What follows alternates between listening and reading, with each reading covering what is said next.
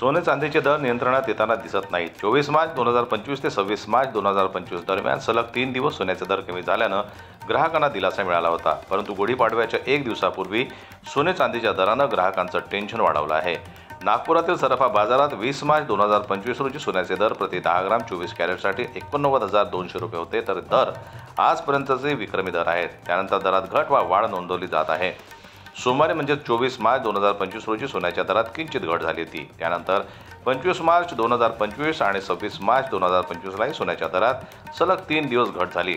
त्यामुळे नागपुरातील सराफा बाजारात बुधवारी 24 कॅरेटसाठी प्रति 10 ग्राम 87,800 रुपये, 22 कॅरेटसाठी 81,700 रुपये, 18 कॅरेटसाठी 68,500 रुपये, 14 कॅरेटसाठी 57,100 रुपये नोंदवलं गेलं होतं।